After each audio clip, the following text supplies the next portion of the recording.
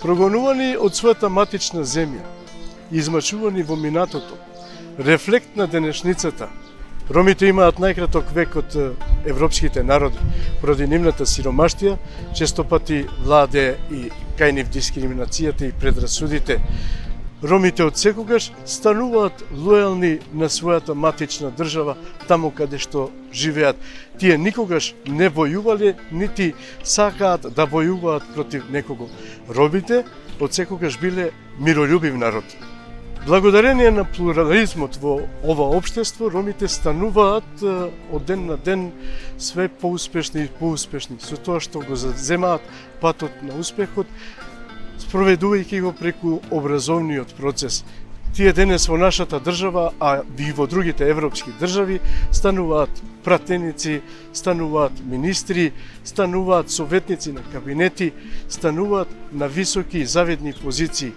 Токму затоа и оваа емисија е посветена на високо образованите роми. Ние со оваа емисија сакаме да прикажеме на сите вас и да ви дадеме мотив да бидете и вие дел како овие високо образовани роми. Токму овие млади лица се пример и мотив за идните генерации, особено од ромската припадност.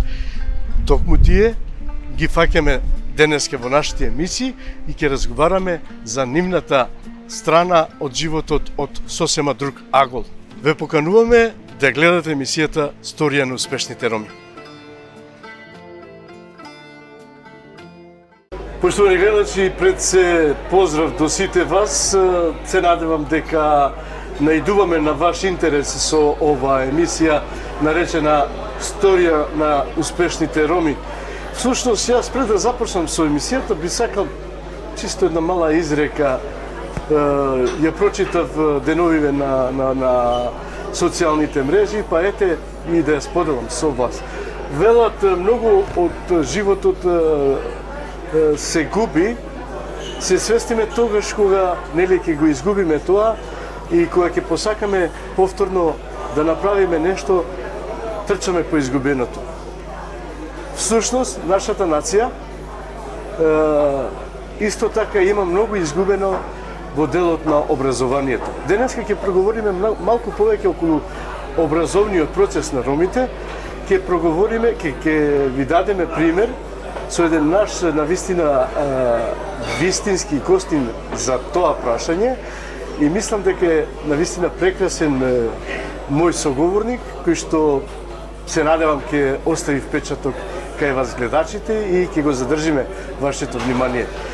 Се работи за еден млад, дипломиран пред се правник, магистар по казнено право, исто така и докторант по казнено право.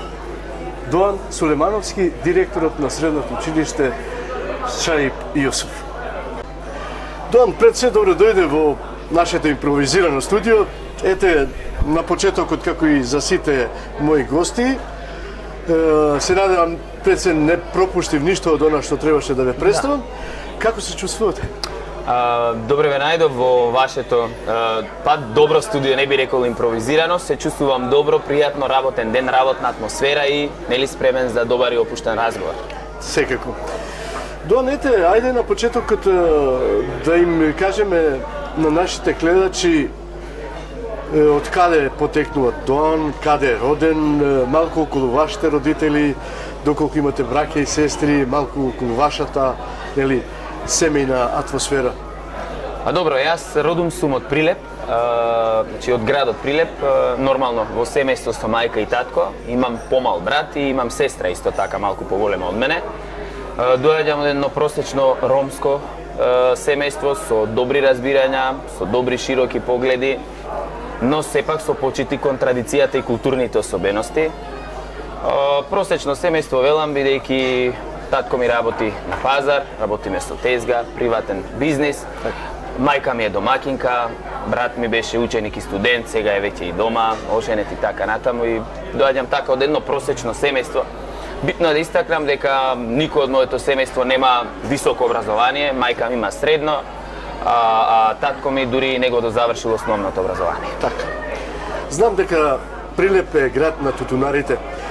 Дали имавте допирна точка со тутунот во тоа Па време? добро, ние сме растеле во улица кај што се има тутун, низи од тутун сме оделе на нива и така натаму. Конкретно моите не работеле тутун, ама често сум одел кај тетките, кај баба ми, бидејќи тие работеле тутун и сум имал можност да бидам дел и од собирањето на тутун, нижењето и сите тие дејства кои што се работи, инаку да, Прилеп важи за место каде што се одгледува добар и квалитетен тутун.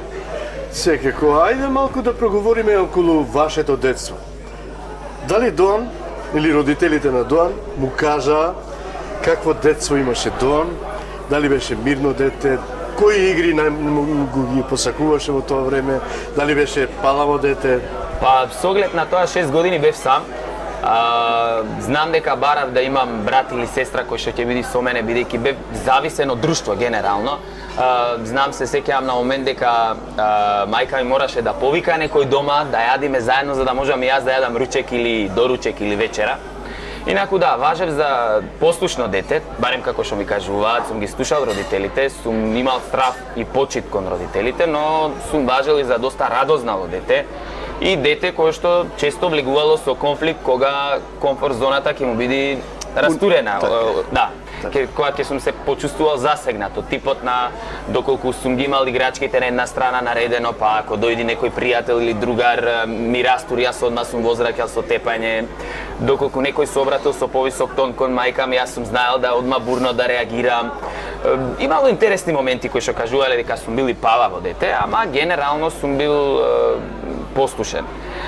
Многу сум ги прашувал моите најчесто и не знам, сум бил секогаш одговорен, така ми кажуваат. Мајка мили, ако сум ти кажала да седиш тука и да ме чекаш, ти не мрдаш се додека јас не се вратам. Генерално има добар впечаток, ама сум бил и белјаджи. Сум бил и белјаджи. Се сеќаваш ли на некои твои детски игри, да речем, со некој другарче кој што го паметиш во тоа твое мало кое што си живеел? Предпоставувам си живеел меѓу ромите. Да, живее во Тризла. Тризла важи за, нели, ромска населба во Прилеп, исто како Шуто, Ризари тука.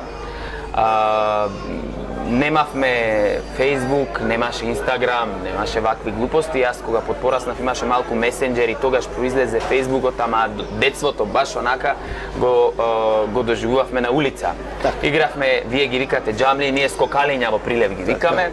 Игравме криенка, вие викате тука, ние мижитатара во Прилеп го викаме. Игравме брканица, игравме план. Тоа беше интересна игра што ја цртавме на земја. Одредени деца се кријаа на одредени делови од улиците и тој што нели ги затвара очите и мижи додека сите други се кријат, треба по шемата да не пронајде. Тоа беше доста интересна игра. Па имаше и тепачки. Имаше и тепачки. Јас од дете не важам за фудбалер, не сум играл многу топки, фудбал и такви работи, ама сум играл вакви игри. Значи, брканици, криенки, џамли доста сум играл. Имаше едно време, ние не знам вие како ги викате, штракалки, па кој повеќе ќе штрака. Па челик игра, не знам дали кај вас таа игра ја игравте во тоа време. Оно со удирање на стапот, па... Не, ама сме правили стрелки. Ете така. Летавме балони. Секако. Мислам дека тоа детство остава кај секого печат во животот, ете така да кажам. Се надевам и на вас ви остави некој печат во животот како дете. Доаѓате во состојба да се запишувате, предпоставувам, во градинка во тоа време. Забавиште, градинка, Забавиште. Се запишувате во Забавиште, влегувате во средина, малку непозната, со непознати луѓе. Дали се сеќавате на тие моменти? Како беше? Се сеќавам на Забавиште, се сеќавам бидејќи со радост го чекав тој момент. Морам да истакнам, имав поголема братучеда, нормално таа сега мажена, има семејство и така натаму. Јас одев со незе на училиште. Таа од мене поголема 3-4 години, јас се уште не исполнував услов за во Забавиште и одев со незе да седам. Наставничката некогаш ме пушташе, ама услов беше да ќутам на часот, да не му правам нели пореметување на наставата. Така да сум сакал да одам на училиште. Се сеќавам на моментот кога ме спремаа како забаваче, ми купуваа ранец, па сите потребни материјали. Тоа уште во лето се купувало. Во август, првата, втората недела татко ми, мајка ми секоја знаеле да ме земат, да ми купат ранче, сите потребни материјали, нови алишта, нови патики. Патики сум сакал Nike. Помал сум ги викал со рокче, Тоа е исто интересен податок. Се сеќавам, имав доста строга наставничка во забавиште и доста принципиелна жена, па и се сеќавам на еднаш, два пати, една воспитна шлаканица, да кажам, шамар, кој што сега, доколку би било, би се толкувало како насилство, а јас не би го толкувал така, бидејќи беше и во право, можеби. Ама, во секој случај се сеќавам на тие моменти. Така. Градинката е нели одскочна датска, велат во образованието.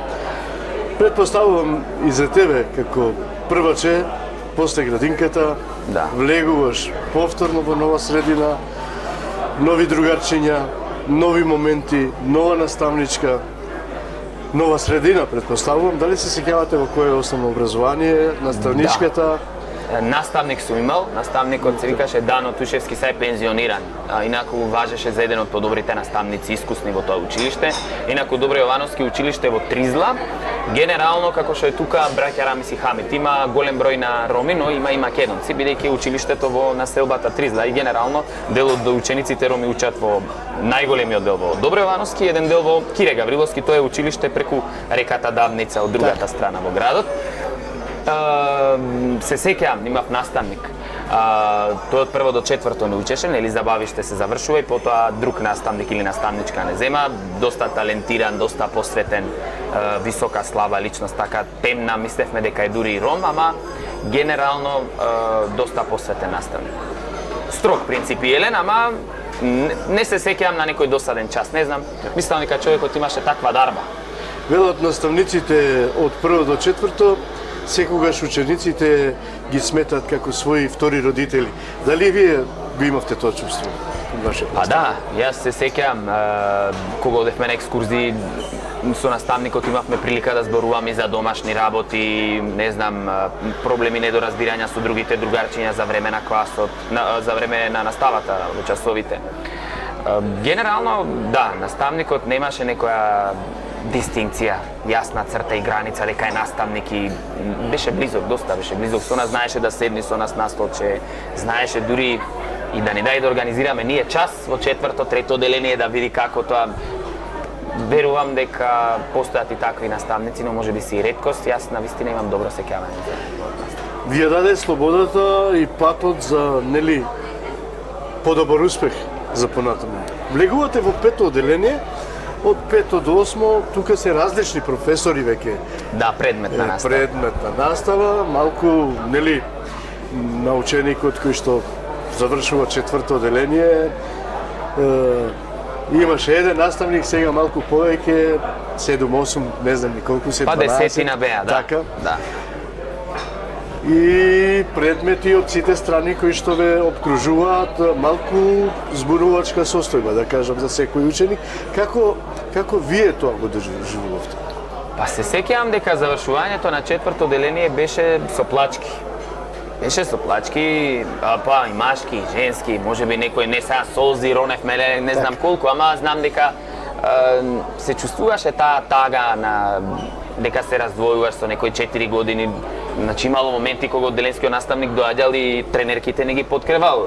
Каишот по фармерки ни го местел, ни помагал да си купиме храна, да преминиме на улица. Тоа се, видете, тоа се родителски инстинкти кои што одговорноста на наставникот, особено во одделенска настава, не е иста како ова во предметна, особено и во средно или во високо образование, бидејќи тука и родителскиот инстинкт доаѓа до виделина. Точно се сеќавам, во пето оделение имав класен раководител, Марија, мислам дека беше Јовановска, математика. Па потоа во 6, 7 и 8 оделение имав класен раководител Миле Талески, нека извини ако гледа, ако го сгрешам презимето, ако го сгрешив презимето, се извинувам. Тој беше наставник по географија и историја. Те се препознава, сигурно. Да, сигурно. Клучно беше тоа дека наставникот од четврто оделение не подготви, бевме спремни да одговориме на потребите на наставата од петто и нагоре. Се сеќавам дека се издвојувавме учениците од тој наставник во класот, бидејќи тој беше многу талентиран човек. Тој и музичко знаеше да земи да свири, да ни свири различни инструменти. Македонски знаеше да ни издуми, па ние да го... Беше едноставно живееше човекот со професијата и како да кажам, па можеби љубовта да се работи во образование потекнува негде и оттаму. Тој беше добар пример, нели? Имаш наставник маш и јас сите за 8 март купуваа нешто, ние ништо не купувавме, бевме во некој плюс, ама тој модел на наставник па можеби и денес ми служи како модел на наставник, што значи да се биде авторитет, ама да се нема она сега јас сум наставник, седи ти таму и ти мене ќе ми кажуваш. Сепак таа блискост е многу повредна од она егоистички. Нормално. Од Деленски, мислам за предметна настава, се сеќавам дека имавме доста строги наставници, имавме доста принципиелна наставничка по музичко, иако музичко мислиме дека е предмет кај што нели деца треба само да пеат, ама знам дека имавме доста принципиелна наставничка по музичко. Наставничката по биологија исто така беше така принципиелна жена, и наставничката по граѓанско, наставниците по историја.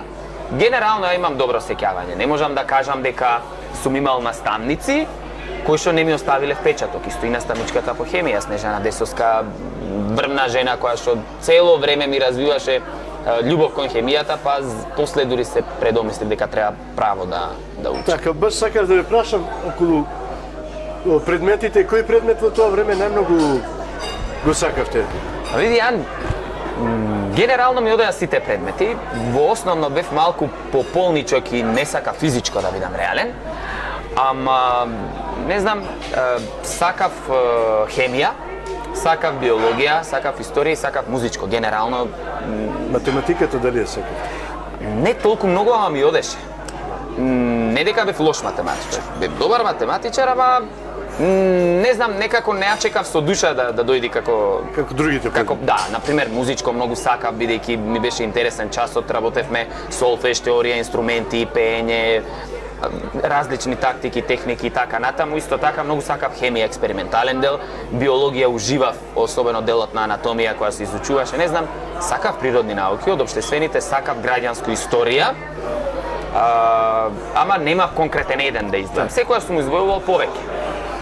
Го спомнавте музичкото образование, го сакавте секако, дали тоа инстинктивно кај нас ромите дека нели музиката е дел од нашиот ромски живот, па малку и од тоа таму повлекува тоа да го засакате тој предмет или важи тој позитивен стереотип дека нели ромите сме надарени за музика? Не велам не, ама не е ни правило. Например, имаше многу соученици кои што имаа слаби оцени по музичко. Типот на солфеж не знае да тактира, да чита тонови и така натаму. А инаку можеби имаме некоја и семена гена и жичка. Имаме многу роднини музичари. Брат ми заврши оперско пеење средно во Битола и продолжи на факултет. Мислам сега нешто мирува и така натаму, има некои други планови. Тој има завршено како оперски пееч? Средно соло пеење, да, така, оперско пеење, продолжи на факултетот во Штип, мислам дека на класата кај Борис Трајанов, ама во мирување моментално. Ете да го поздравиме и да го засилиме некако, да му дадеме кураж, што викат постарите, да го доврши тоа, зашто јас пред некој ден имав негов колега. Да, следам, следам. Со сета почит кон Ернест, така. Така, Ернест. Сакам да ве прашам околу дистинкцијата ваша, дали во тоа време, како Доан Сулемановски, ром од населбата Тризла, имаше проблем околу она да ви направат бариери, да гледате стереотипи, да препознавате на ваши другарчина во тоа време. Имаше ли нешто така? Пака, во Добре Јовановски во основното училиште учевме во мешан состав, македонци и роми. И мора да признам дека во Прилеп можеби во тоа време не беше толку изразено дека ние сме роми и тие се македонци. Се сеќавам дека се поканувавме на роден ден. Јас кај нив, тие кај мене. Доаѓа, пошто имав ја во улицата во погорниот дел и подолниот и македонци, кај што растевме. Доаѓа да си играме, значи да се дружиме, дури ние кај нив дома, во двор, и тие кај нас за празници, нивните родители со нашите родители. Некако добро поминавме, немаше некоја поделба. Како времето течеше после, откако привршував 8 и дојдов во средно, па и на факултети, особено тука во Скопје, сватив некој подруг свет. Затоа сега токму ќе проговориме. Завршувате, се надевам, по основното образование со одличен успех. Првенец на генерација, да. Ете, тоа е за поздравување. Да. Доаѓаат моменти кога треба да се запишувате во средно образование. Чима е одлуката пред се да се запишете во средното образование и каде се одлучувате? И сега Сафет ме враќаш малку назад на еден момент кај што навистина не знаев што правам. Мајка ми беше генерално исклучила дека мора средно стручно да изберам. Значи не сакаа да учам гимназија. Од типот на, знаете, типично семејство, размислуваме дали имаме финанси за на факултет, па што доколку не одиме на факултет, ако станеме со средно да можеме нешто да работиме, нели? Му размислувал и тоа јас. Не туку така ми текнало дека ајде ќе одам средно такво и бев сигурен дека ќе одам на факултет. Не.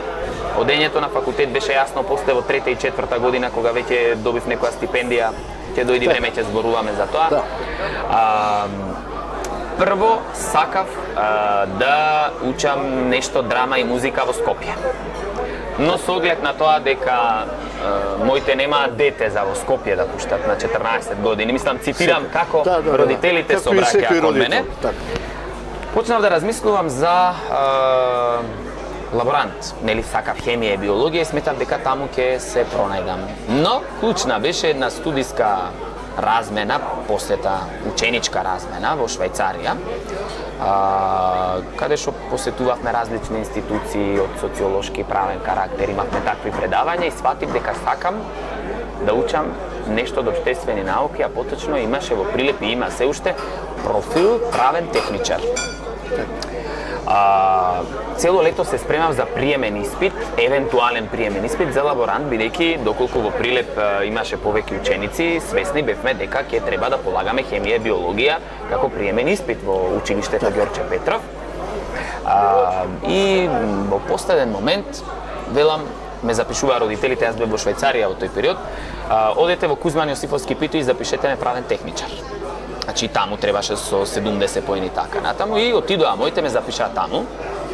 И на старт имал многу гужба. Една паралелка, 34 ученици, а биле негде над 45-50 кандидати. Но јас имав награди од основно републички, регионални, општински, други достигнувања, бидејќи бев ученик кој што во основно беше вклучен во многу наставни, воннаставни активности од областа и на науката, зборувам природните, општествените, но и од уметноста. И моите дадоа целосна апликација. И за на крајот од денот да сватам дека ќе бидам прворангиран од сите и нема да нели подлежам ни на таа група што треба евентуално доколку би полагала да полагам приемен испит. И се запишав правен техничар во средното училиште Кузман Јосифовски Пито во Прилеп, едно нели од постарите училишта во Македонија која што нели развива традиција кон економски правни предмети. И така почнав со правото и од тогаш до денес и работата ми е право и целиот живот ми е со право некако поврзан. Ништо не сум работел поразлично од тоа. Така, значи средното го завршувате во Прилеп. Во Прилеп, да. Се надевам тука исто немавте некои бариери како ром. Со оглед на тоа дека бевте на вистина високо позициониран со успехот. Прв рангиран, да. Дали имаше некоја резерва на љубомора, на ајде ќе кажам под резерва, ете го, он е циган, гледај како може да успева повеќе од мене, јас да не можам. Или од некој професор тоа да го чисто така прозирно гледате. Иди вака.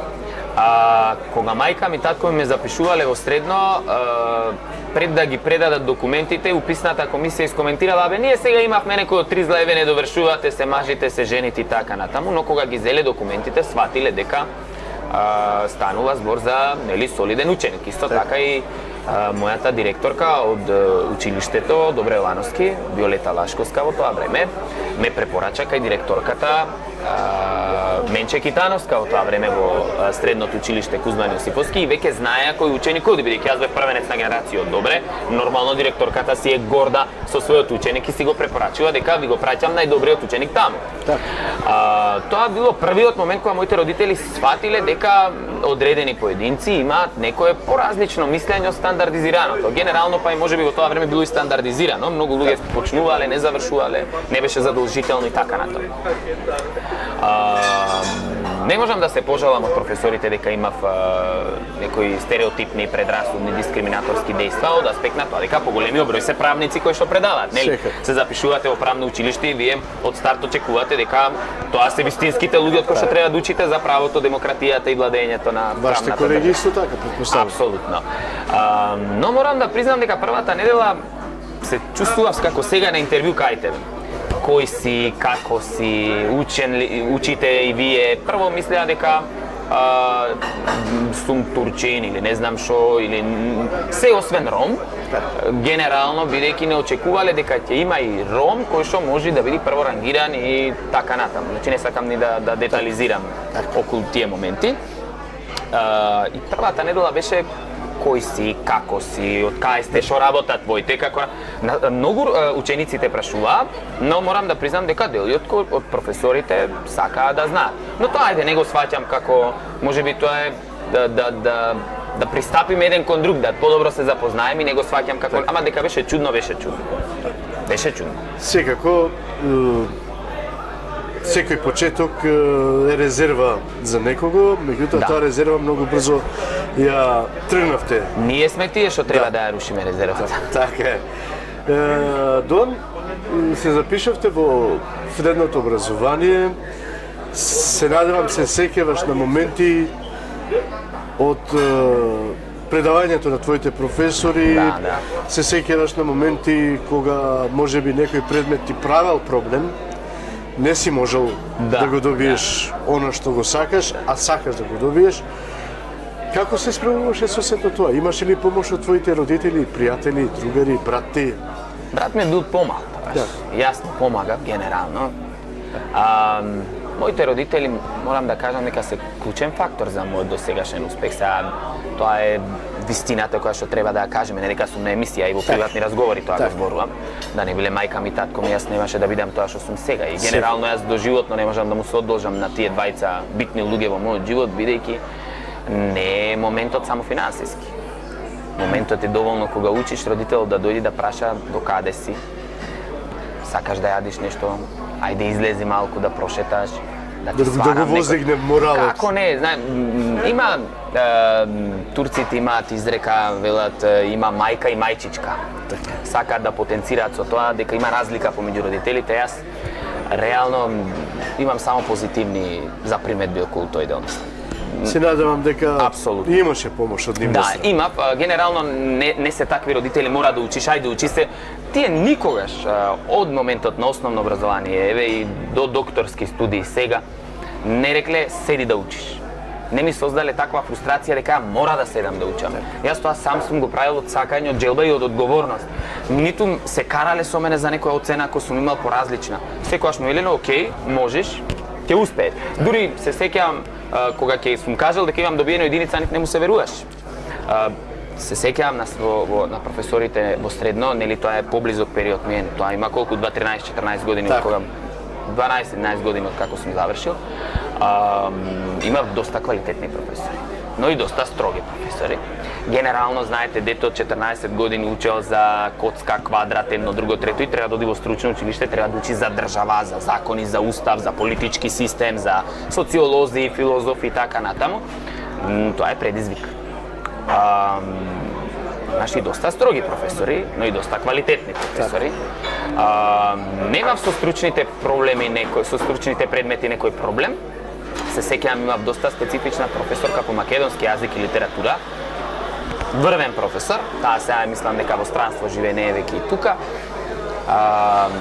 Тоа можам да кажам дека повеќе македонски проучив отколку право, пошто беше многу жената, сега захтевна е српски збор, ама ајде ќе го потребам.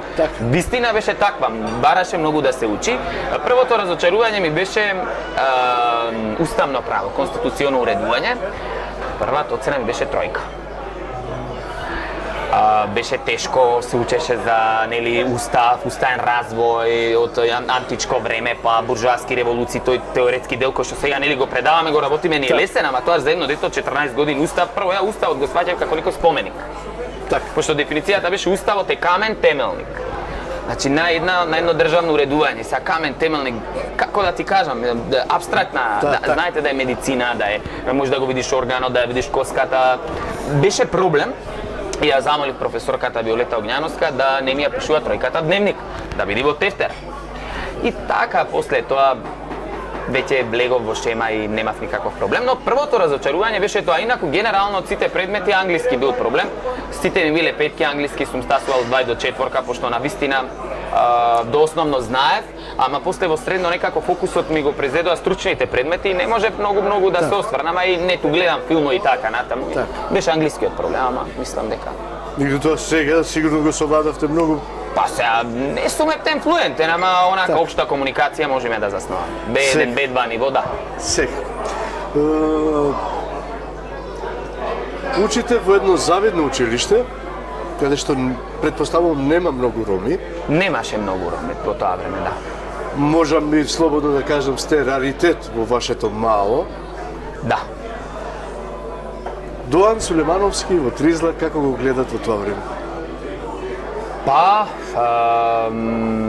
да ти кажам, во Прилеп имаше еден истакнат правник, Сами Јашаровски, сега е починат, еден од првите правници во Македонија, можеби сте слушнале. Да, секако. Беше, мислам дека и партиски активен и работеше во Центарот за социјални работи и тоа беше првата личност што ми честита и кажа, во тебе гледам наследник. Тоа беше негде во 2 и 3 година, откако веќе се слушна дека јас учам во тоа училиште, завршив со одличен успех 5.00 и веќе препознава, имаше невладина организација, тоаш почнав да работам како на некој проект како тутор, да помагам на деца во основно образование, да се ја завршат домашната работа. Работев. Така. Се работив во невладина организација и за некој ситен хонорар, ама тоа беше многу добро искуство, да тебе те препознае заедницата, да тебе те препознаат другите помали другари, пријатели од заедницата, дека ти си човек кој што може да му помага.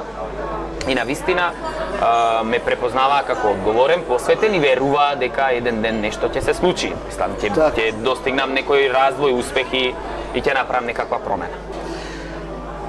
Средното образование, предпоставувам, го завршувате со високи оценки. Да, 5.00 и првенец на генерација од тоа училиште и можам да кажам и од другите училишта во град Прилеп со највисоки поени во тоа време, бидејќи се номинира по поени. Бидејќи ги спомнавте проектите во средното образование, бевте активно вклучен, дали бевте стипендиста уште од средното образование? Да, бев стипендист. Тогаш нели МОН во соработка со РЕФ има некаква платформа, проект, програма која што нудеше стипендии за среднисти. Ја користев таа стипендија. Морам да истакнам дека во 3-та година додека бев средношколец, фон универзитет, сега американски, имаше објавено повик да се пријават сите заинтересирани средношколци кои што сакаат да добијат стипендија и бесплатно да студираат на факултетите кои што ги нуди фон универзитетот и јас во 3-та година се пријавив да полагам. Полагав македонски јазик, математика, правен предмет социологија и некои си интервју, имаше 340 кандидати. Јас бев прво рангиран од сите тие и добив и стипендија на фон универзитетот да студирам бесплатно на факултетот за правни науки во тоа време. Услов беше за првата година да ја завршиш со просек над 9.3, за да можеш во 2-та година бесплатно да студираш. Тоа од 3-та година средно, така? но од 3-та година средно имав обезбедено стипендија дека можам да студирам на еден од приватните факултети во тоа време. Беше на вистина скап. Не можев да си дозволам. Јас размислував дали треба во Скопје да дојдам, па каму ли да одам на приват. Така да стипендија имав обезбедено и од фон, а за време на средното образование користев од РЕФ и од МОН. Но кога веќе аплицирав и на факултет, бев стипендист на РЕФ програмата. И... Ете, ајде веќе навлегуваме на тема факултет. Само по себе си. Баш, нели, според она што досега го кажавте, не знам дали треба воопшто да го наметна прашањето, реално е да се запишувате на правниот факултет. Нормално, да. И одлуката сама по себе си доаѓа. Тука веќе нема кој што друг да те надвладее со одлуката. Да. Предпоставам дека си го бираш патот сам за на факултет? Па да, имаше дилеми дали да продолжам на факултетот, диспензирани студии имаше во Битола правен под Укло универзитетот, па дали во Кичево, па ајде дали во Скопје на Јустинијан од старт, дали на фон да искористам стипендијата и решивме дека треба да да искористам она што го имам обезбедено, а тоа е да студирам на фон, иако ден денес се слушаат разни информации, нели, абе на приватен полесно, на државен потешко, абе признати дипломи, не пришом државата дала верификација, значи го признала тој факултет и решив да се соочам со предизвикот и се запишав на фон универзитетот, на факултетот за правни науки, 3 годишни студии, општи правни студии и дипломирав таму, а потоа на мастер и на докторски студии на Јустинијан продолжив. Но генерално решена беше дилемата дека треба да дојдам во Скопје и дека треба да студирам право. Доаѓаш во Скопје, се соочуваш повторно со предизвици. Малку поголеми од тие средно. Баш така, нова средина, нови моменти, нови колеги, проблем околу сместувањето, предпоставувам во тоа. Голем. Ајде малку околу тоа да се подсетиме. Дали се сеќаваш како беа тие моменти? Тоа е од поновото минато, да кажам. Така. Прво, знаејќи што се значи студентски дом, однадвор, ама однатре не, решив да видам што се случува таму и верувајте ни еден ден не останам во студентски. Бев сместен во Пелагонија, со еден од вашите гости со Сунај, тој беше по претходно дојден тука, нели комуницирав со него, па со него и тој имаше една клучна улога при дискусија, нели ние сме другари, пријатели и веруе ни еден ден не останав. Сместувањето го решив, живеев прва година кога дојдов тука во Дебар Мало, во приватна куќа со цимери од Прилеп, кои што беа дојдени тука да студираат на некој, мислам дека еден имавме од Финки, еден од Фейт, Машински и беше добро. Генерално приватно сместување ми обезбедија моите, бидејќи не можев да опстојувам од таква средина. Така. Рековте приватно сместување, се надевам дека за еден студент тоа во тоа време малку нели од економски аспект беше потешко. Да. Како се снаоѓавте со паричните средства? Па вака се, стипендија добив од фонд, таа не беше парична. Значи јас само не плаќав таму, ама сепак имав трошоци од аспект на книги, одредени тековни издатоци, нели Скопје друг град, тука треба смештај, сметки, кирија, јадење, пиење, облека, приватен живот. Беше дилема, мора да признам дека дома се водеа дискусии од типот почни, не е проблем. Моите родители рекоа ако треба вели ние и чистачи ќе бидеме, ама нема да те оставиме да не завршиш факултет. Ја затоа кажав дека моите родители се клучни во оваа патека и во оваа борба за успех. Дојдов со мала резерва дека ајде да видиме прва година како ќе помени, да видиме кои се трошоците, да видиме дали ќе задржам стипендија на фонд во втора година, бидејќи јас сум обичен ученик, среднистот Прилеп. Така. Кој што ниту мајка му е адвокатка, ниту татко му е судија. Баш околу тоа. Ниту дедо ми бил обвинител, ниту баба ми била нотар. Така. Никој не го копал патот, никој не правил патека за јас само да шетам лагано и да се дујам како нели, кој знае што да имам направено како поголем дел од луѓето во општеството, бидејќи работат на заслуга, особено во професиите медицина и право, се работи на звучно презиме, на тато, на мама, на вујко, на... Па се надевам и во правото, како што Апсолутно, медицина, право се такви, тоа важи генерално и за други области. Баш сакав околу тоа исто да ме прашам сега. Пак се наметнува истото прашање, Дон. Дојдовте во Скопје од Прилеп, ајде да кажам, за луѓе кои што не го знаат тога, не го знаеа многу Доан кој е. Влегувате во средина со луѓе од цела Македонија кои што доаѓаат во Скопје и се разбира, нели, стереотипите почнуваат тука веќе да се покажуваат, сакале или не. Скопје е веќе друга средина за разлика од Прилеп. Ве гледаат малку подругачи, со подругачи очи. Ви ставаат можеби и граници, дали да одите заедно во кафич па со резерва ве гледаат, дали да седнете заедно да јадете во мензата на, да речем, студентскиот дом или имате ли некои такви моменти да ни објасните и како се чувствувавте во тоа време? Како се справувавте воопшто со такви моменти? Види, за цела среќа, јас некои драстични такви случаи и моменти немам.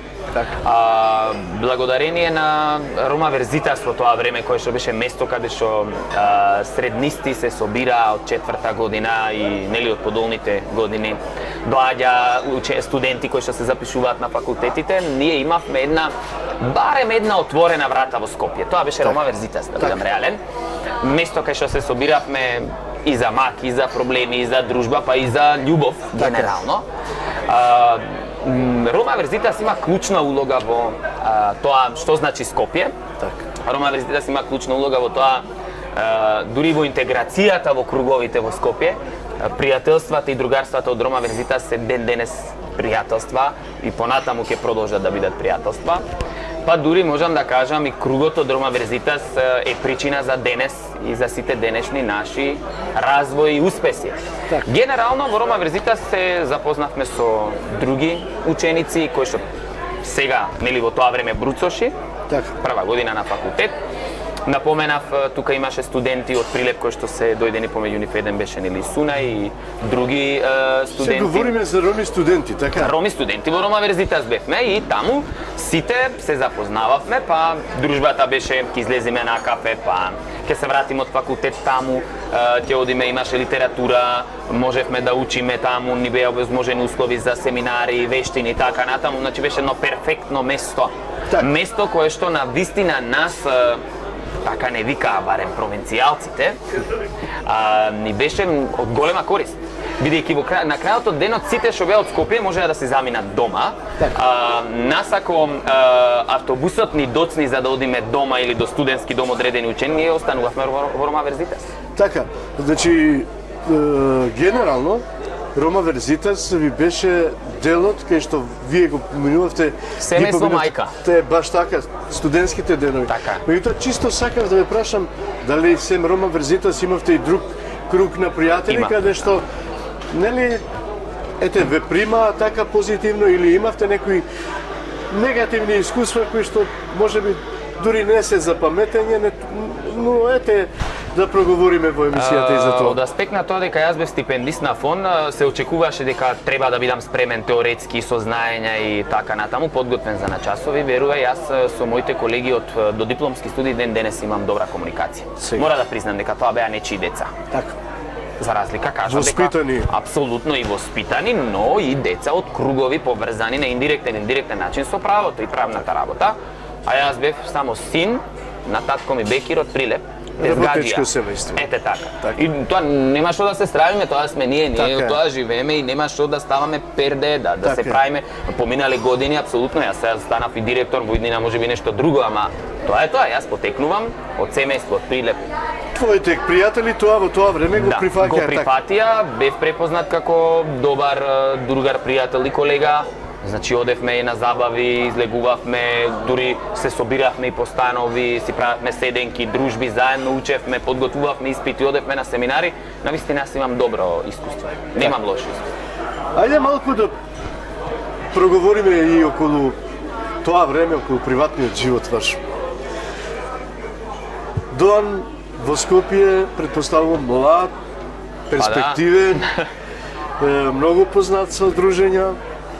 Сигурно се појавува симпатија или љубов во тоа време. Дали се сикавате на вашата прва симпатија или љубов, бидејќи не ве прашав претходно, ете момент да тоа го кажете сега. Добро, сега... Не морате името да го кажете, таа сигурно ќе се препознае. Да, апсолутно. Прилеп е едно окружување, Скопје е друго окружување. Можностите и шансите да за девојка, за една и повеќе беа поголеми од тие во Прилеп. Позитивно беше тоа што тука во Скопје можевме да запознаеме поголем избор на девојчиња ромки кои што се успешни и нели се од круг каде што ние можеме да се дружиме, да се запознаваме и така натаму. Че имавме пред се добри другарки, пријателки, симпати и потенцијални или девојки веќе во стварност, како и да е. Генерално да, Скопје понуди една друга карта во приватниот живот. Бидејќи ние во Прилеп имавме и можност да мал беше изборот на ова девојчиња ромки и затоа сме имале и љубови и симпатии од други национални припадности и тоа не е ни проблем. Значи јас гордо можам да кажам, јас сум имал девојки македонки, апсолутно овде добивме, јас барем како дојденик од Прилеп, тука добив една малку поразлична слика дека има и поголем број на девојчиња и поголем избор од она што го нуди Прилеп. Така. Така. Предпоставувам излегувавте и по кафичи, нели во градот Скопје. И во шуторизари со другарите. Ете, баш сакав, ми го земавте изборот.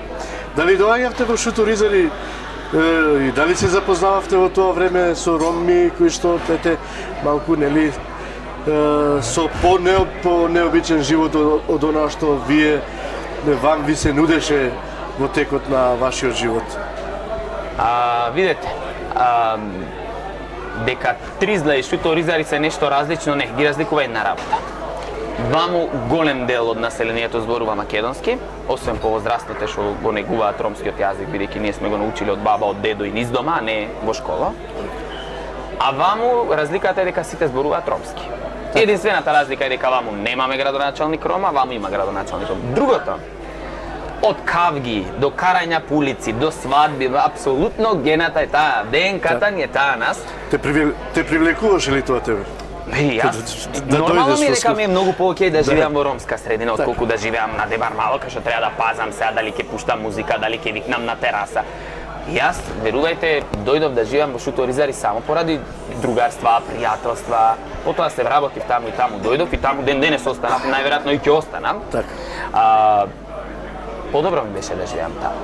Јас, дете што расти во ромска населба, нормално дека најдобро се интегрира во ромска населба. Тоа не ти прави, впрочем, никаква дистинција? Мене не, имаше, да кажам, ајде, одредени колеги, познаници, роми од мојот град. Не, од мојот немаше голем избор од други градови, кој што можеби му пречеше, абе сега во Шутка ќе одиме кафе да пијам. Ајде сега од град во Шутка ќе одиме, јас немав таков проблем. Во Шутка, претходно сум одел со татко ми која купуваше роба, знамена, подалечна слика. Претходно тоа како дете единствен допир со Шутка ми било одредени филмови кои што даваат многу лоша слика. Многу лоша слика за шуторизари. Нели знаете ни на кои филмови мислам. Но пријателствата си го направија своето. Значи јас живеев првата година во Дебар Мало, потоа во Расадник во стан и потоа дојдов да живеам во шуторизари, нели, под закуп, под кирија. И останав тука. Јас и кога живеев во Кисела вода, ако моето друштво требаше да седиме да излагам и така натаму, јас слободно земав такси, автобус што и да и си забунува во шуторизари, во кафич, на наргиле, на кафе, па дури и свадба да гледаме на улица, од ручек. Зошто и да не? Мене не ми беше тоа нешто ново. Јас сум роден во тоа, живеев во тоа, растев со тоа и тоа е тоа, нема бегање. Дон, ми се наметна едно прашање кој, всушност испаѓа од нашиот разговор сега. Често пати наши роми, високо образовани луѓе, знаат да прават дистинкција или ајде да не кажам да бидат егоисти, да не се изразам така, и да се прикажа дека тие се високо образовани луѓе, па на нив сега тие роми со ниска класа не им вредат ништо, но ниту пак им нудат рака на пријателство или нешто. Така е. Како ги гледате вие таквите високо образовани луѓе? Ова прашање кај многу луѓе вечерва што ќе гледаат или кога и да се емитува емисијата буди емоции, пошто генерално ако ние кои што треба да правиме општествена промена, ние не подаваме рака, очекуваме некој друг, а го имаме ние тој проблем. Себе дискриминацијата кај ромите е клучен проблем. Значи, кај на себе јас работам во средно, ако детево е одлично и се запиша да учи медицина, тој е доктор веќе. Се слуша дека е доктор. Ако се запишал да учи право, тоа бе адвокат е, судија е детето со незавршена средна на факултет која ќе оди што да ти кажувам, значи тој е најучениот. Нема поучено на висока дичечаве, ме разбираш, по тој момент е. И тој менталитет е исти во шуторизари и во Тризла. Генерално, јас сум немал дистинкција. А имало проблем, зошто сега да одиме таму или ајде бе сега ќе излеземе со тие, ај нека дојдат тука или лелек, видете колку се разликуваат децата со однесувањето чуторизари ови од другите населби, нели Драчево, Ѓорче, имаше од секаде студенти. Постоеше таа разлика. И ден денес можеби постои во било кој круг и во било кој дел од општеството и тоа е многу лошо. Јас немав таков проблем. Ете, вие сте директор на средно образование, имате сега дечиња кои што нели ќе бидат идни академски граѓани, се надевам во оваа држава. И веќе студенти кои што се академски граѓани. И се надевам дека вие како директор ја рушите оваа бариера кај нив или оваа дистинкција што ја нарековме, за да размислат малку подругачие, барем околу оваа прашање, затоа што на вистина ако ние како роми не си подадеме едни со други рака, мислам дека животот ќе згасне. И затоа немаме одржливи политики. Така. Затоа немаме одржливи политики. Клучно е неколку работи да истакнам. Вакви поделби, генерално, покрај тоа што ни се случуваат, напоменав и претходно во студентски денови, ние во сите сегменти да почнам. Од чутка и надвор од чутка. Така. Од Скопје и надвор од Скопје. Од ваму и од таму. Значи едноставно, доколку се тргни од каузата и од идејата дека ние сме тие, роми, генерално сме исти и се познаваме и по се, автентични сме, не треба ние да правиме својина и да ги делиме. Се додека тргнуваме од една таква, како да кажам, сегрегирачка, дискриминаторска кон самите себе си, политика, дискусија и приватен живот, ние немаме успех. Генерално сум слушнал и јас, ден денес слушам муабети, тој дојден од Прилеп, иако ќе скоро 10 години сум тука, тој не е од Чуторизари, тој е од Ѓорче или тој е од Драчево или тој е од ваму од таму. Генерално одредени наративи си го прават своето, но верувајте, по природа на нештата си течат работите. Да, и по природа на нештата, како што самите рековте, во генот ни лежи тоа некако многу тешко да го избегнеме. Јас да не бев таков каков што бев, да немав отворен пристап, флексибилен пристап, да не си го сакав мојот народ, да се гадев, срамев и така натаму. Океј, помеѓу нас, кога ќе си седнеме да кажеме, ова што го правиме не е во ред. Ама не мора тоа ние јавно да го кажуваме. Океј да кажеме во рете, дајте ке да клучни работи да водат и луѓе од Прилеп во Прилеп и клучни луѓе од Битола во Битола. Ама што ако човек од Струмица е дојден во Прилеп и е успешен, а сака да ни помогне? Зошто тоа да го уназадим? Генерално на старт сум се соочил со тој е од Прилеп, тој не е од овде, тој не е наш. Па тој се прави ваков, тој се прави таков, но генерално кога свати населението, пријателите, мојот круг кој што сега ми е многу драг тука, почнувајќи од ученици, родители, соработници и така натаму, бидејќи јас и во невладини работев, и во школа, малку нам работено во Васил Главино, па дојдов како тутор во браќа Рамис, па во Шаип Јусуф. Сваќаат дека нудиш ти решенија, сваќаат дека си достапен, сваќаат дека нема бариера. Јас ден денес можам да пијам кафе. Пијам со ученици, со родители, излегувам. Ма коментирале, не коментирале, верувај мене, не ме интересира. Јас не носам круна. Јас сум за народот, јас сум за учениците, јас сум за родителите. Се случува некојаш да ти е премногу од народ, премногу од комуникација, да ти е до тука дојден денот, но окей, тоа е момент, после тоа сваќаш дека ти си таму, во тоа училиште, во таа невладина, во таа кај да е партија, во кој сегмент од општеството да го гледаме, сваќаш дека ти си таму за некого. Ако си за сам за себе, тогаш ти си индивидуалист и немаш потреба за промени. Кога сме веќе кај ромите, еве накратко, ако можеме и ова да го разрешиме како дилема помеѓу вас и нели мене во емисијата, често пати го поставувам прашањето и на другите мои гости.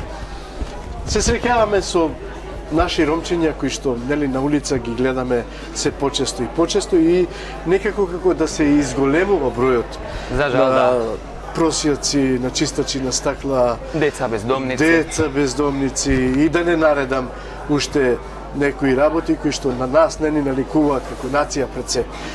Како вие како академски граѓани го гледате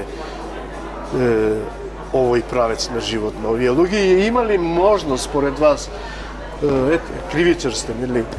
Да на некој начин се решава или да се дадат некои сосема други насоки за живот?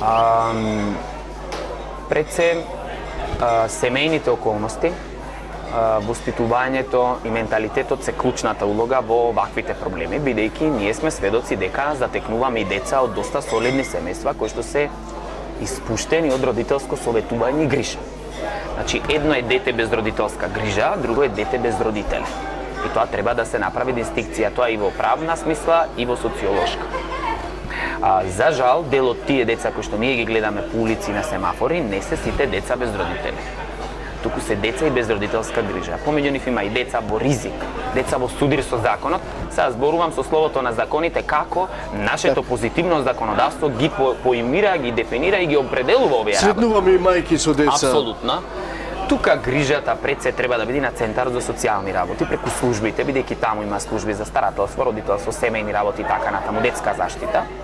Потоа втор сегмент е можеби полицијата и јавното обвинителство во делот каде што се експлоатација, злоупотреба на деца, деца кои што се дел од различни кланови, кругови, деца кои што просејачат, питаат за да ги дадат парите некаде, бидејќи се дел од некаква круг насилство и некое злоупотребување или експлоатација. Значи тука повеќе институции имаат одговорност, полицијата, Центар за социјални работи, јавното обвинителство, училиштата, да не ги изоставиме, кои што следат поведение и однесување редовност на учениците и родителите како најклучен елемент од примарно окружување на социализација.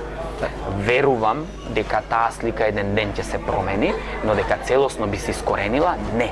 Зошто? Општествените околности. Политиките, состојбите, економските, социјалните прилики во државата не дозволуваат целосно да биде искоренето. Крај на крајва менталитетот може би кај одредени семејства е на тоа ниво. Зошто го зборувам?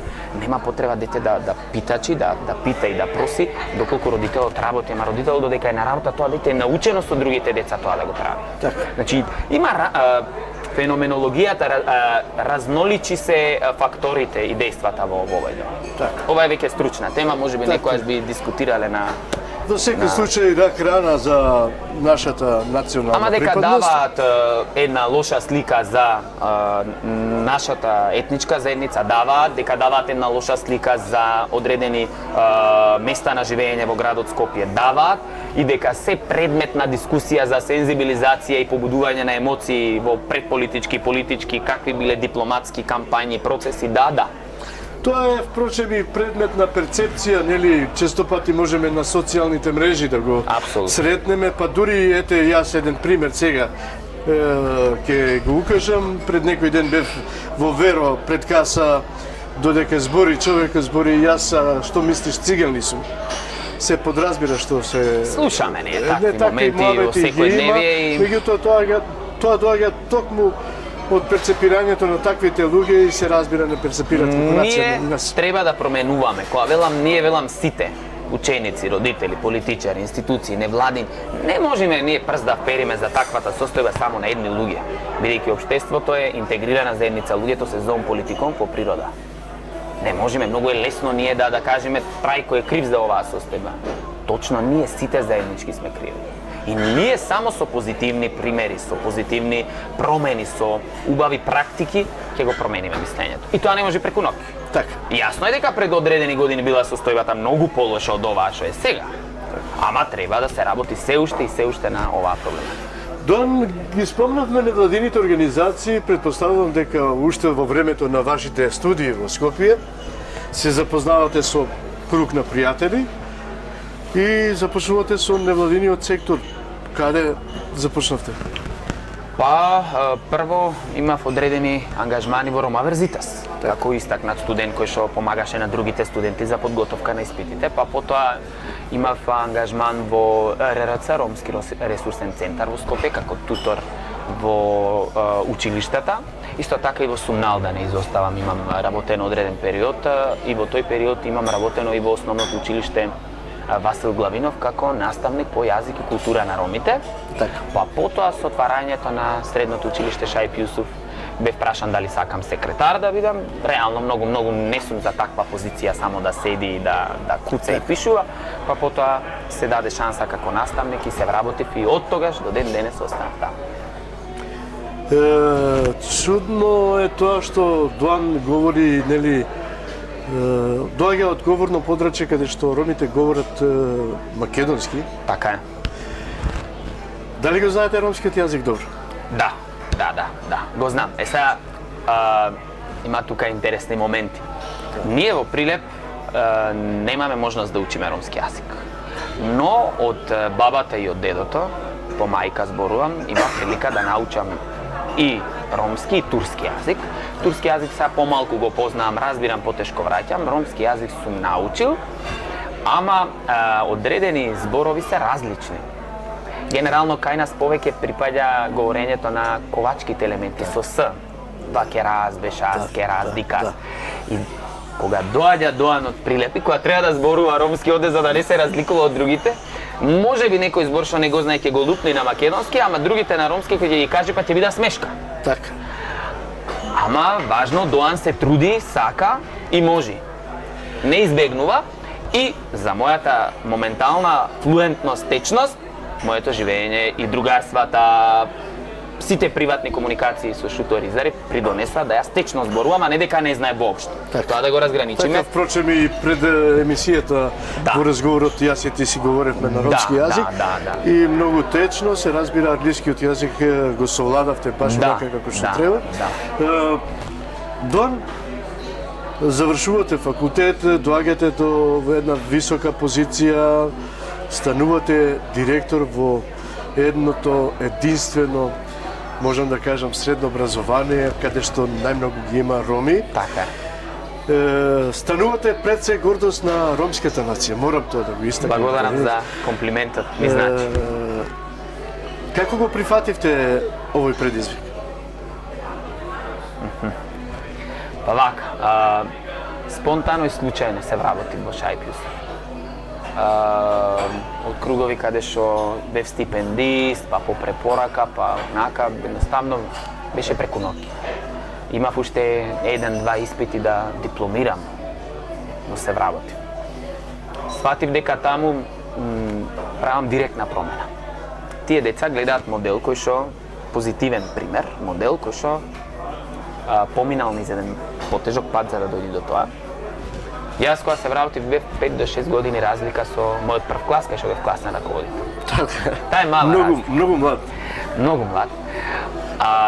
Тоа ми даде поголем ветар во грб. Така. Јас многу рано се соочив со проблеми кои што требаше да ги решам малку како позрела личност од другата страна. Семејни проблеми. Други проблеми, финансиски, социјални, економски со ученици. Лични и љубовни проблеми на учениците. Апсолутно таа врска, таа блискост, таа немање на таа граница, седи таму и немој ваму, придонесе да тоа да сватам дека образованието е клучно да ние ја направиме промената во општеството. Претходно јас работев во невладини, повторно во делот на образование, јас освен книга во животот ништо друго не сум работел. Но сваќам дека во првата полугодие, уште првата година на работење, дека окей, треба да се работи, треба да се придонесува, не размислувам за други опции и од тогаш до денес со целиот мој приватен, личен живот, бидејќи јас на работа одам генерално помеѓу двете смени, за да ги фатам и двете смени, ама моето останување може би некојаш да е во 9 и 10 навечер, во викенди, во наставни активности, иако не треба да сум ментор, јас и менторирам, апсолутно мојот живот го имам целосно посветено на училиштето Шајп Јусуф и имам веќе една, да кажам, емотивна врска со училиштето. Знаете, градиш нешто, создаваш од нула, без разлика дали си професор или си ученик. Она што кај мене чука тука за тоа училиште, да не се свати подценувачки или омаловажувачки, не може да чука кај друг. Постојано работење, контрола, мотивирање.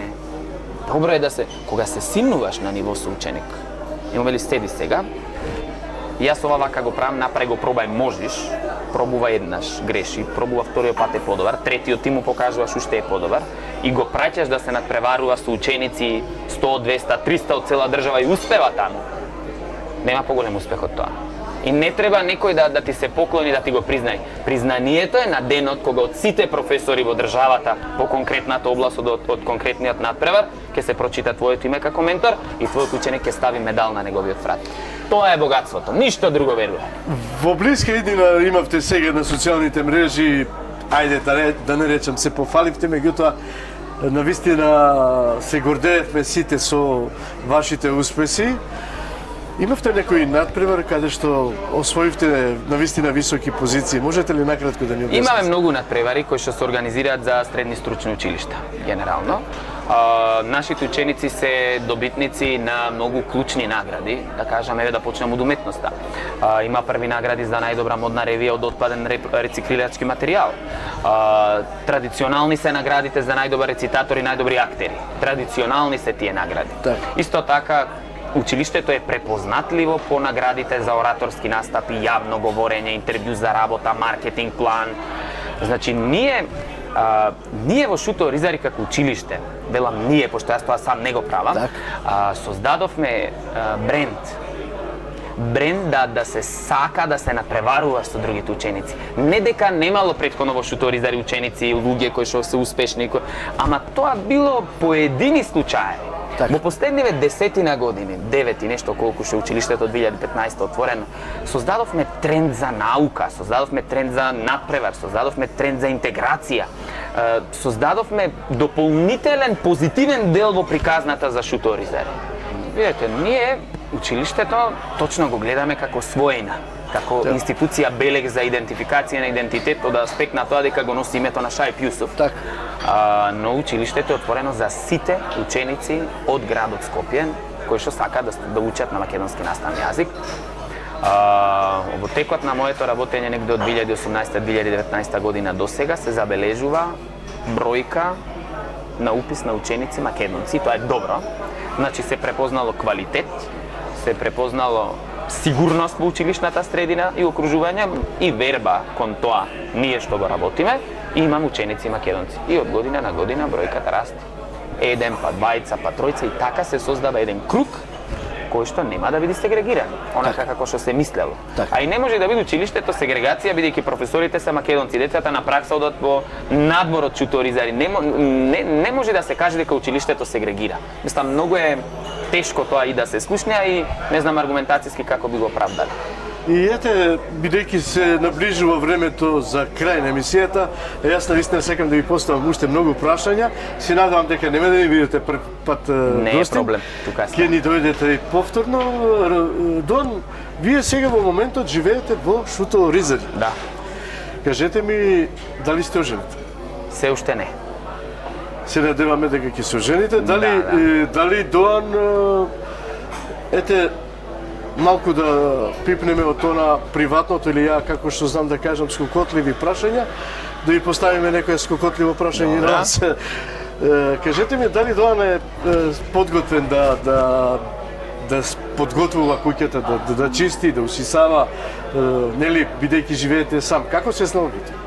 Добро, воспитанието дома ни било дека она што сами ќе си го направиме, мораме да остредиме. Мајка ти, таткото на работа и во секој случај ако ти денес пијаш кафе и дојде другар, ти нормално дека во најмала рака треба сам да го направиш и да го ставиш таму кај што му е место.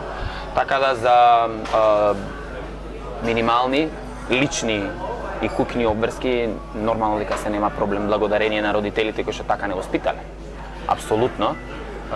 Затоа нема проблем, мислам. Нормално дека доаѓаат родители и така натаму. За генералките. Апсолутно, па и може да се ангажираат и лица, за тоа не е проблем на припомош. Ама во секој случај да, не е проблем да основните животни потреби да. Знае ли Дон да си подготвува храна и ете, што најмногу преферира од сето тоа?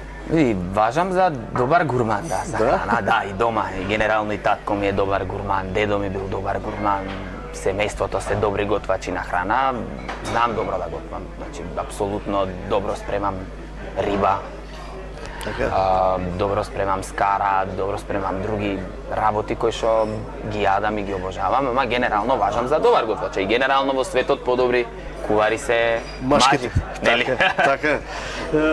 Дон, која куќа најмногу ја преферирате?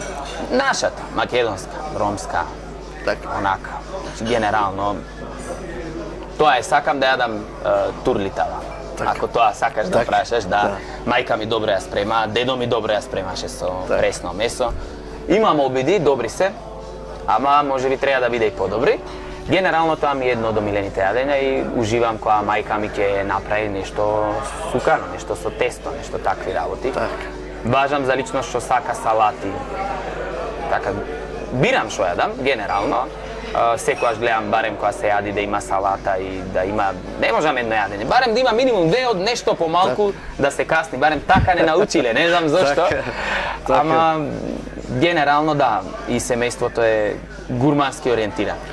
И на крајот, јас не го прашав твојот претходник кој што беше исти од Прилеп, меѓутоа еве тебе ќе те прашам. Ете, ако ме навлече патот да заминам за Прилеп, каде ми препорачуваш да одам да седнам? Види, во Прилеп има доста добри работи што може да се јадат. Например, имаме перфектна чорба во Прилепската стара чаршија. Имаме добар полнет чирден, по тоа сме познати. Нагласете дека не сакате со свинско, нели, поради исламска вероисповед, религија и така натаму, и ви се спрема добар полнет чирден. Има добра македонка, вие тука викате шарска плескавица, но скарата во Прилеп е доста добра. Ресторанот Национал важи за еден од така по поседените? Национал, Александрија, не знам сега, македонска куќа, апсолутно, тоа се места кај што може. А вие ете како ајде да не кажам скопјанец, меѓутоа лека полека навлегувате да ни бидете и вие дел од листата на скопјани. Така нека. Каде најмногу сакате да кои ресторани ги посетувате во Скопје или места, да речем, што ви се омилени? Доаѓам во Дион, доаѓам во Торост веќе кога сме тука. Интересни ми се местата во старата скопска чаршија, каде што има добра скара, гулаш, добро тавче, гравче. Има одредени ресторани во, да кажам, во аеродром, каде што има така исто добра скара, добар джигерна скара. Апсолутно јас, освен свинско, не прибирам друго што. Генерално сакам да пробам различна храна. Има добри места, а генерално најчесто или покрај ке или скопска чарши. Така. Дон, не знам дали има нешто што јас не успеав во текот на нашиот разговор да ве прашам. Доколку има нешто што сакате да го кажете, повелете еве уште некоја минута да ви одвам место и за тоа. А генерално имавме содржаен разговор од повеќе аспекти. Ме навративте на многу клучни моменти во животот, прашати скокотливи прашања. Единствено ми преостанува да кажам дека ја поздравувам идејата за снимање на вакви емисии кои што треба да покажеме она што го имаме. Верувам дека оваа емисија е историски можеби меѓу првите емисии. Благодарам. Многу е битно да знаеме она што го правиме, дека е прво и да е значајно. Ова останува, ова е архивиран материјал, ова го гледаат генерации, ова живее и по еден век. Така. И еве на препорака ваквиот материјал да се чува, бидејќи ќе има генерации што треба да го документираат. Клучно е тоа дека ромите би имале многу богата култура, фолклор, уште побогата од ова доколку ние сме го запишувале. Ние сме тука слаби дека ние не сме баратале со слово, со лист хартија и со пенкало. Да би биле, верувајте, би биле едни од побогатите луѓе со материјални и културни добра како доказан материјал. Така да поздравуваме на ваква идеја, второ да ги поздравам сите наши ученици, родители, моите колеги, моето семејство. Да едноставно преостанува да кажам дека само со верба, труд, желба и напор се постигнува резултат. Секако, Доан, мене навистина не ми преостанува ништо друго, сем прво да ти кажам дека навистина ми представуваше голема чест да те имам денеска како гостин во оваа емисија. Навистина ми беше многу пријатно, разговаравме на многу различни теми. И мене исто. Се надевам дека нашите гледачи ќе бидат задоволни од сето она што денеска јас и ти го разговаравме во оваа емисија. На тебе да ти посакам само успеси, се разбира пред се во твојата работа, да ти посакам што побрзо да станеш доктор на она што го напоменавме на почетокот, по право. Исто така да ти посакам на твоите ученици во иднина да го достигнат она што ти денеска го достигна како Благодарам, па и повеќе академски граѓанин. поможност. Не е проблем. Баш така. Поштовани гледачи, како што забележавте, денеска навистина имавме еден импресивен гостин, многу млад, меѓутоа навистина многу перспективен. Јас се надевам на уште многу поперспективни луѓе како денешниот гостин. Се надевам дека емисијата ви беше, ја го доловивме вашето внимание со оваа емисија и ви беше пријатно да останете до крај со нас. Доколку беше така, навистина ви посакувам пријатен и среќен ден.